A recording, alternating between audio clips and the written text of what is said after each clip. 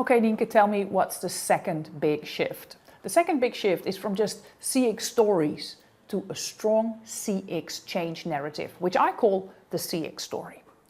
You know, a single story and your presentation, they can touch people. And I think it's important. But a strong CX change narrative, the one that really creates what I call the CX ripple effect, it can move an entire organization. I've seen that work.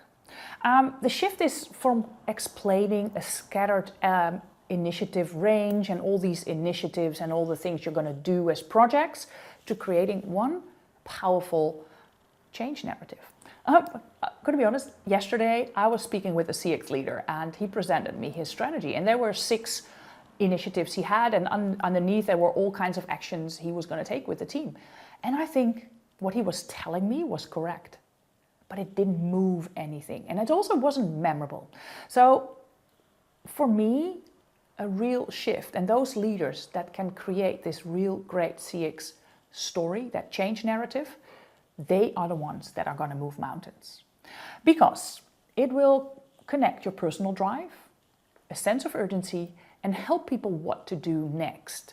Because one of the things I've seen, and let's look at some data, only 13% of leaders worldwide can make a good strategy, which is part of your change narrative.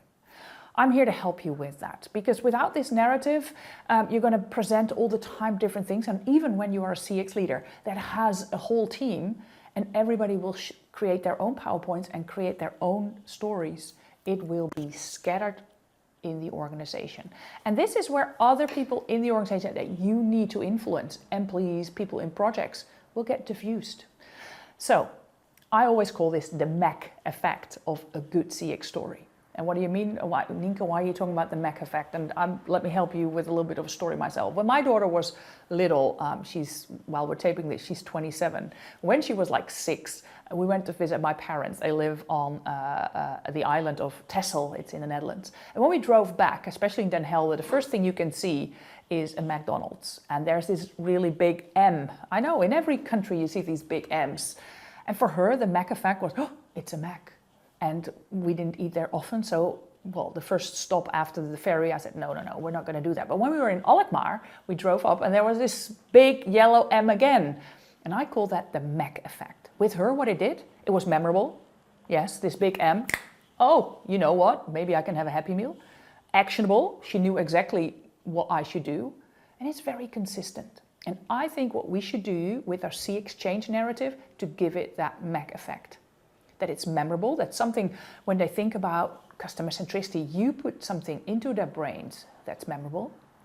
Actionable, what should people do, that you help them to create a call to action, and that it's consistent. So what do I mean with that? That you and a team create 2 or 3 slides that you share all the time, so that it's a consistent story. Because without a good narrative, CX is just a lot of projects, and with a narrative it becomes, and it has this Mac effect. Well, this is what we want, right? So to get there, what should you do? I think you should invest, first of all, in creating a great story. If you want to do that, know that I have my CX Story Sprint.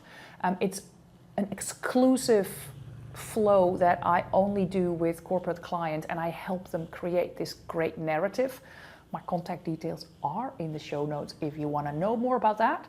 But also invest in storytelling. How do you share the story? So you have to have your CX story on the one hand, so that great change narrative, and then you learn how to share it.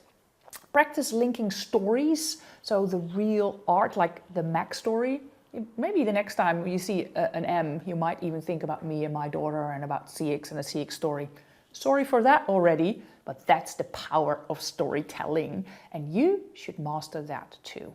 Also link it to business outcomes, grow your presentation and influencing skills.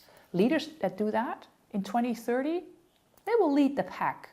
So build a CX story, your change narrative, and learn how to share it. You want to know more? My name is Nienke Bloem. I'm a CX expert and I help CX leaders spice up their leadership. No bullshit, but real practical strategies. Want to know more about me? My information is in the show notes. And I hope to see you soon.